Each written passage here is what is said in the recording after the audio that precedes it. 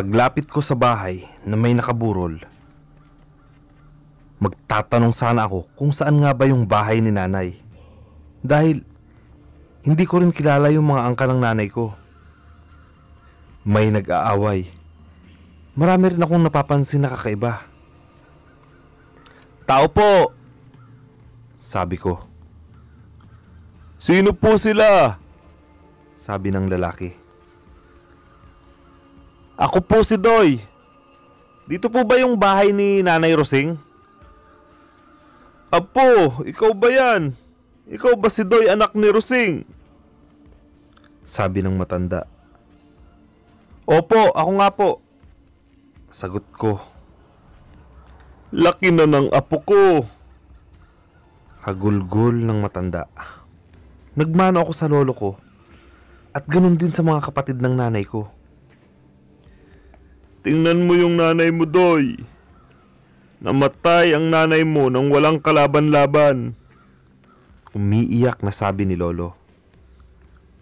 Di ako makapaniwalang patay na ang nanay ko.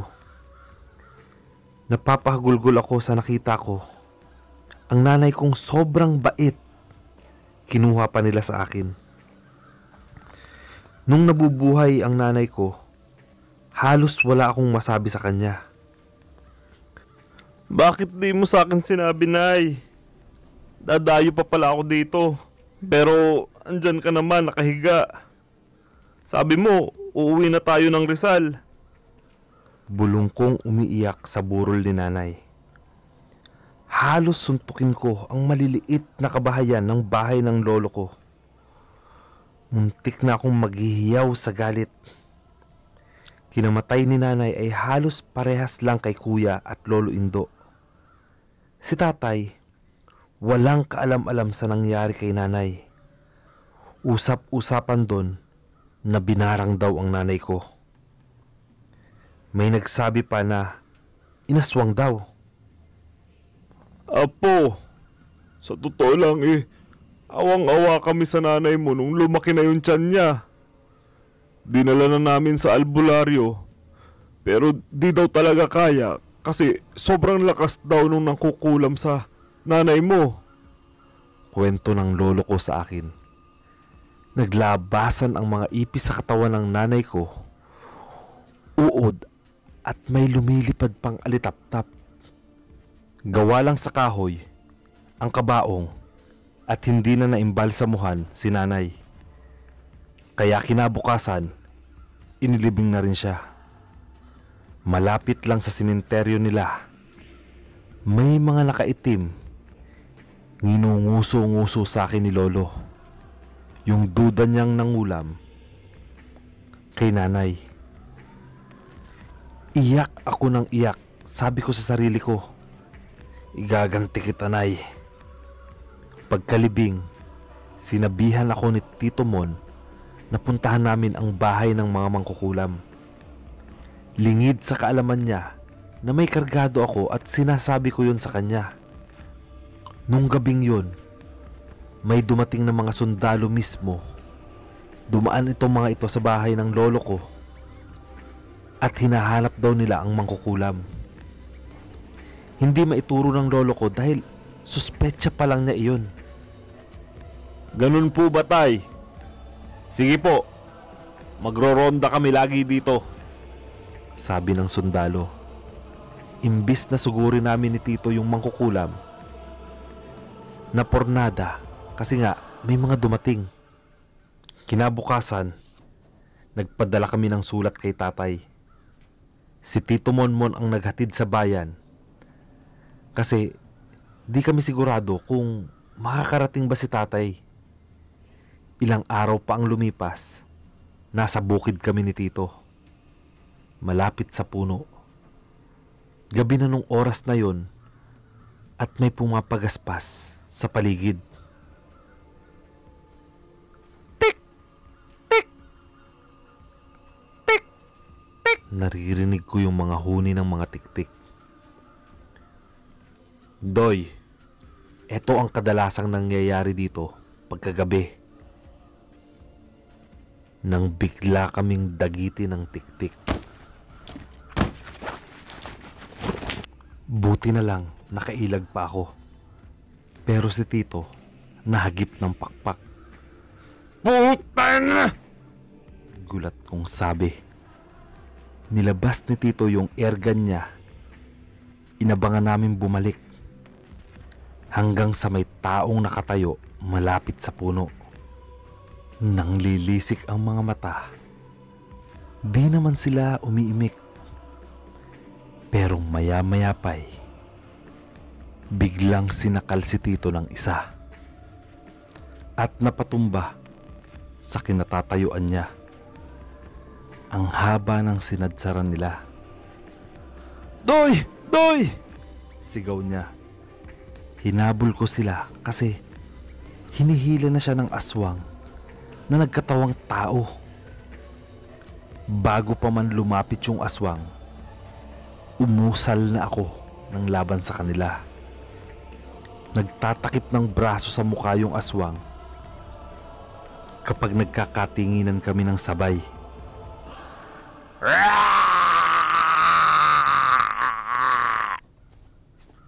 Hiyaw ng aswang. "Gago ka!" sigaw kong sabi sa aswang.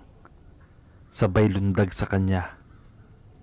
Nahawakan ko yung buhok at pinagsusuntok ko siya sa muka. Napabaliktad siya. Yung bang parang takot na takot siya sa akin pag napapalapit ako sa kanya. Humihiyaw siya na umiiyak. Para bang sinasabi niya na, "Wag, wag." Para siyang nasisilaw sa akin pag lumalapit ako sa kanya. Bigla siyang nagtatakbo sa takot. Inatake naman ako ng isa pang lumilipad. Pagtayo ng tito ko, pinaputukan niya na ng airgun. Tapos, bigla na lang nawala ang mga impakto. Bakit ganon? Ang daming masasamang elemento. Akala ko sa amin lang may ganon. Meron din pala dito. Sabi ko kay Tito Monmon. Hindi ko nga alam kung bakit may ganyang nilalang sa mundo. Sagot niya sa akin. Ilang araw pa ang lumipas. Nagpasya kami ni Tito na hanapin yung mangkukulam. Maraming buhay ang kinuha ng mga kaliwa sa aking pamilya. Minsan, nasabi ko sa sarili kong, pinanganak ba akong bida? Para kasing gusto kaming ubusin ng mga kaliwa. Isang hapon, umuwi kami ni Tito Monmon sa bahay nila. Nakita ko si Tita Mel, parang bruha ang itsura niya. Iba yung boses ni Tita. Paos na siya at hirap magsalita. Tapos, malalalim na ang mga mata. Pero ang dating ko kay Tito Monmon, normal lang. "Tito, bakit ganyan ang boses ni Tita?" Tanong ko sa kanya. "Bakit? May nag-iba ba sa boses niya?" Sagot niya sa akin. "Tito, binulag ka na ng aswang. Harap-harapan, hindi mo pa napapansin." Sabi ko sa kanya. "Paano, Doy?" Takang sagot niya sa akin. "Tita, magsalita ka nga." Sabi ko sa kanya. Gabi-gabi, umiikot ang mga tik-tik dito. Minsan, di umuwi si tito mo dahil paggabi, laging may umaakyat sa bubong. Pag sumisigaw ako, walang nakakarinig sa akin. Yun ang salita niya. Ang dating sa akin ay isang bulong na lang. Hirap pang magsalita. Ilan lang yan sa mga sinabi sa akin. Naintindihan ko kaagad kung sino ang may gawa at may nagbigay pa daw ng pagkain sa kanya. Hinawakan ko yung palad niya at pinagtabi ko. Hindi na ako nagdalawang isip na gamutin si tita. Nung napansin kami ni Tito na hawak ko kamay ng tita ko, nagselos pa ata sa akin. Doy, ano yan? Dudang tanong niya sa akin. Tito, kuha ka ng tubig at kalamansi, tsaka suka. Utos ko sa kanya. Nilagay ko ang kamay ko sa ulo niya at nagdasal ako ng taimtim. Dinasal ko ng marahan at sa huli, umusal ako ng laban sa kaliwa at pamatay sa kanila. Pagkatapos, inihip ko sa isang basong tubig. Pinainom ko yung kalahati at yung kalahati pinabuhos ko sa balding may tubig. Tita, ngayon din, maligo po kayo, sabi ko sa kanya. Nakaramdam daw siya ng ginhawa mula nang inumin niya ang tubig at pag-ihip ko sa ulo niya, naluha si tita sa ginawa ko. Agad-agad siyang naligo. Doon na namulat si tito sa katotohanan. Habang nasa labas ako ng bahay, naririnig kong nag-iiyakan sila. Pinaliwanag ko kay tito na ang nangyari sa asawa niya ay hindi basta-basta. Sabi ko naman hanggat andito ako, matutulungan ko kayo. Medyo malayo bahay ni Lolo kila tito. Pero may narinig kaming nagsisigawan. Kinabahan ako dahil may nangyayari sa lugar na yon. Aswang lang at mangkukulam ang duda nila. Tito, uwi na po ako ha, sabi ko. Sige, mag-ingat ka Doy, sagot niya. Yung sigawan palang naririnig ko ay sa bahay pala ni Lolo iyon. Dali-dali akong tumakbo. Pagdating ko, nakita ko ang mga impakto sa puno, nasa bubong, at pasuot-suot pa sa ilalim ng bahay yung iba. Di nila alam na paparating ako. Umuusal-usal na ako at nakaredy na rin ang itak ko kung sakaling may sumugod sa akin. Nasa harap na ako ng bahay nang napansin ako ng mga elemento. Nahulog ang aswang na lalaki mula sa bubong na nakahubad pa. Sinuntok ko at sinikmuraan at hindi na siya nakabangon. Lo! Andito na ako sa labas! Sigaw ko. Yung ibang elemento bigla na lang nagsibagsakan at parang takot na takot sa akin dahil sa ingay. Naglabasan ang mga tao na galit na galit. Pinagbabato nila ito at hinabol ng taga. Sige ho, habulin nyo! Pagtatagain nyo! Sigaw ko sa kanila. Pagkatapos nga agad-agaran akong kumuha ng kugon at pinagsusunog ang mga katawan nila. 3 aswang ang namatay nung gabing iyon. Diyos ko, apo! Banggit sa akin ng lolo ko. Lo, hindi na po siguro kayo gagambalain ng mga yan, sabi ko kay lolo. Naku Doy, hindi mauubos ang mga halimaw na yan, sabi niya sa akin. Sumunod na araw, nagpaalam ako kay lolo kung saan yung bahay ng nanglason kay lola. Sinabihan ako na ipagpadyos na lang namin. Doy, hayaan mo na sila. Matanda na ako. Malapit na rin akong kunin ng Panginoon. Doon ay magkakasama na kami ng lola mo. Yan ang sinabi ng lolo ko. Hanggang sa mga sumunod na araw, may nabalitaan akong pinatay na tao. Hating gabi na nun, nagpunta si tito sa bahay kasama ang asawa niya. Oh, tito, napasugod ka? Tanong ko sa kanya. Doy, pinagtataga ko yung lumason kay nanay. Ha? Gulat kong sagot. Ang binabanggit ni tito na nanay ay ang lola ko sa mother side. Bakit mo naman ginawa yan? Umalis ka na ngayon din at magtago kahit saan. Galit na sabi ni Lolo. Doy, tara, umuwi na tayo ng Rizal. Sabi niya sa akin. Medyo nagdadalawang isip ako kung papayag ba o tatanggihan ko siya. Paano po kayo, Lo? Sino kasama niyo dito? Tanong ko sa kanya. Abay, wag mo na akong intindihin. Andyan pa ang isa kong anak. Nasa kabilang ibayo lang yun. Sabi sa akin ni Lolo. Kalaunan, pumayag na din ako. Yung pamilya kasi ng pinatay ni Tito, may kapatid sa barangay. Tito, tara na ho, sabi ko. Nung gabing yun, nag-impake na kami. Sabi ko sa sarili ko,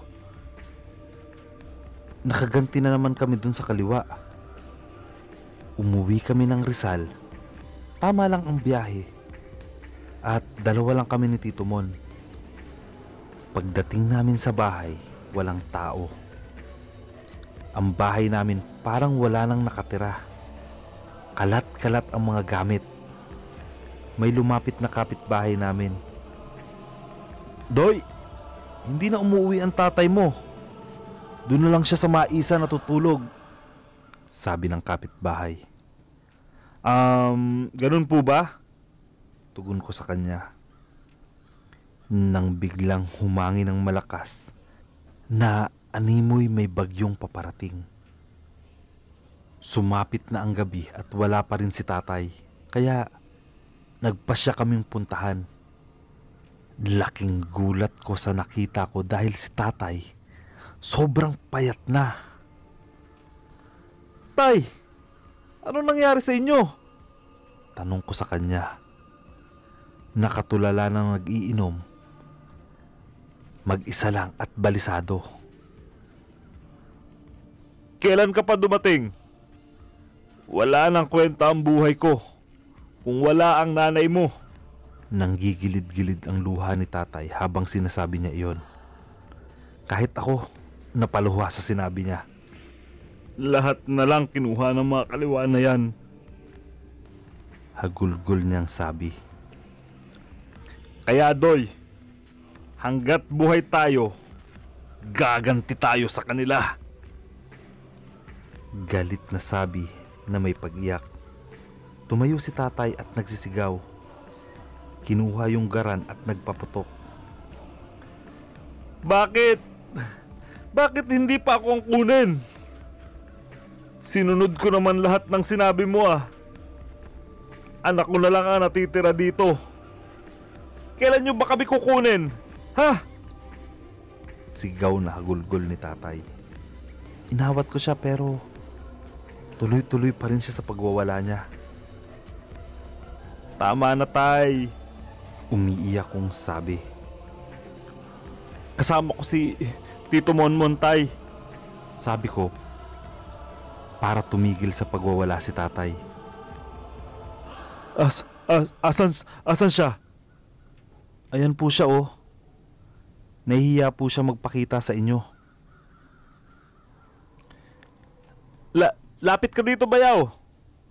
Sabi niya kay Tito Mon. Nung gabing yon, marami silang napagkwentuhan. Lumipas ang gabing yon na walang umataking kaliwa. Kinabukasan, pinakilala ko si Tito Mon sa side ng tatay ko. Nilihim namin kung bakit siya napunta ng Rizal. Pero si tatay, tuloy-tuloy pa rin ang pag-inom niya. Laging nagbabasag ng bote kapag nalalasing na ito. Napakarami nang nangyari sa amin na halos di mabilang. Isang gabi, wala pa si Tito Mon. Nag-aalala na ako. Anong oras na? Doy! Narinig ko yung Tito Monmon mo. Nagsisisigaw, malapit dun sa maisan nyo. Sabi ng lalaki. Agad-agaran kaming pumunta sa lugar. Si tatay, iniwan ko na sa bahay dahil tulog sa kalasingan. Nakita ko si Tito Hinahabol siya ng mga tiktik at halos magfiesta ang mga impakto dahil nag-iisa lang ang tito ko. Biglang sinugod ng mga kapitbahay yung lintik na mga impakto at pinagsisibat nila ito. "Tito!" sigaw ko. Nagkakanda utal-utal sa takot na halos di makapagsalita sa takot ang aking tito. Sis, banggit niya sa akin. Pinakalma ko siya at pinainom ng tubig sa kubo. Uwi na tayo. Sige na lang ang naisagot ko. Dalawa na lang kami ng mga oras na yon. Yung mga kasama ko, di nila tinigilan sa paghabol ang mga tiktik at aswang. Habang naglalakad kami pa uwi at wala kaming dalang ilaw, si Tito Monmon ay takot na takot. Pati medyo ako ay nakakaramdam na rin ng takot. Hanggang sa may nabangga kaming tao sa gitna ng kadiliman. Sobrang gulat at takot ang naramdaman namin ng mga gabing iyon. Hindi naman nagsalita yung nabangga namin. Mismo ako, di ko makilala kung sino iyon. "Diyos ko po!" hiyaw ng tito ko. Ginawa ko na lahat ng klase ng usal at mga orasyon. Narinig ko ang kapaligiran na tumitilaok ang mga aswang pero di naman lumalapit. Nilagpasan namin yung tao kasi di talaga namin kilala at dahil sa dilim ng paligid, natagalan kami bago makarating sa bahay. Ngunit ang nakakagulat, wala si tatay. Tawag kami ng tawag at inikot na namin ang buong paligid ng bahay. Pero wala talaga. Nagduda kaagad ako na baka si tatay yung nabangga namin. Kinuha agad ni tito yung garan, itak at flashlight. Pagbalik namin malapit sa binanggaan kanina, nakita namin si tatay na nakahiga sa isang gilid ng damuhan. Malakas ang ugong ng paligid ng kung ano-anong mga elemento. Tay? Tay? Tay? Sabi ko sa kanya. Mahinang sagot niya na maaamoy mo talaga ang alak sa kanyang hininga. "Papatayin ko sila!" Sigaw ng tatay ko. Inakay na namin siya pauwi at nadaan kami sa waiting shed. Nailawan namin ang isang matanda na tila takam na takam sa aming tatlo, pero kita mo rin yung takot sa kanya. Alam kong nasa kaliwa yung matanda na yon. Paglagpas namin sa kanya, agad-agad siyang tumilaok papalayo sa amin. Nang parang may malamig na hangin sa likod ko. At bigla, akala mo may sumibat sa tenga ko. At may bumubulong na, "Mamamatay ka! Mamamatay ka!" Pinapraning ako ng matanda at ginulat. Akala naman niya, nadadala ako ng takot. Di siya makalapit sa akin siguro. Naaasiwa siya dahil lasing si tatay. Natanglawan namin ni tito yung aso. Umaangil sa galit. Hanggang sa pinaputukan ni tito yung aso. Hanggang sa biglang may pumalo sa akin na hindi ko alam kung ano yun. Napahiga kami ni tatay, pero maya-maya pa'y hinila ko si Tito Mon at ako ang humarap sa asong nangangalit. Naririnig ko sa paligid ang salitang, "Mamamatay ka! Mamamatay ka!" Biglang napaupo yung aso na kanina'y galit na galit. May napatakbo pang lalaking maitim sa gilid ng kinakatayuan ko. "Ang babaho nyo! Sigaw ko sa kanila. Hanggang sa lumayo na sila, naririnig ko ang paligid na parang nag-iiyakan sa talahiban. Pero yung tatay ko, tulog pa rin. Okay po. So, humingi po ulit ako ng dispensa sa pagputol ng napakagandang kwento ng ganti. Dahil po, series ito talagang medyo may kahabaan at pansamantala ko muna po ulit puputulin. Ayan, so nakita nyo naman, sobrang ganda ng kwento. Grabe na ang dinanas ni Doy. At syempre, iba-ibang karakter na yung mga lumalabas at dumadami yung mga kaaway nila.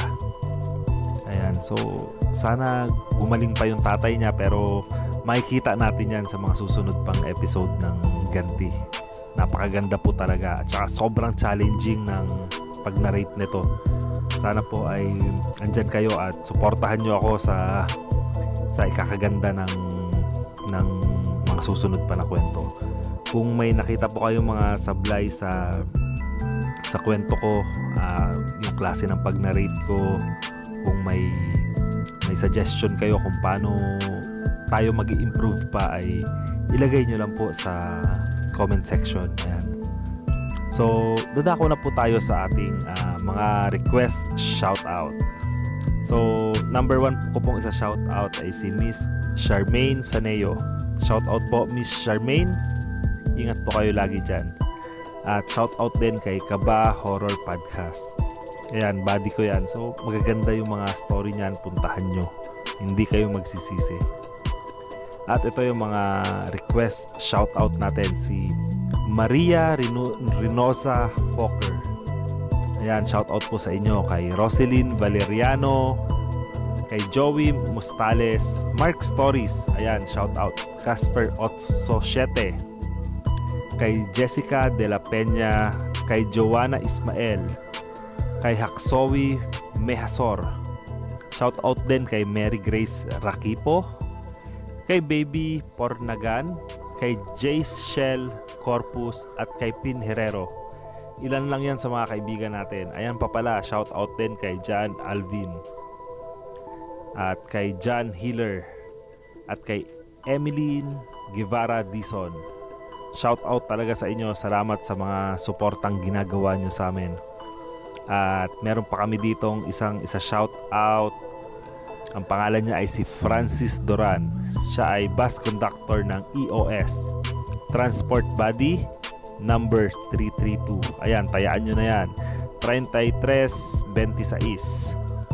Biyahe po siyang Monumento to Pasay. Ayan. So, tatapusin ko na po dito. Kung may suggestion po kayo kung paano kami mag-improve, ayan lang po. Bukas po ang aming comment section. At ipopromote ko lang po ulit ang aming El Paniki page sa Facebook. At kapag nandun na kayo sa El Paniki page, dadalhin ko naman kayo sa El Paniki groups kung saan tayo pwedeng maglapag ng ating mga salubin, maglapag ng ating mga horror stories, at inanarrate natin yan dito sa El Paniki YouTube channel. So maraming salamat po at hanggang dito na lang. Kita-kits po ulit tayo sa susunod na episode ng Ganti.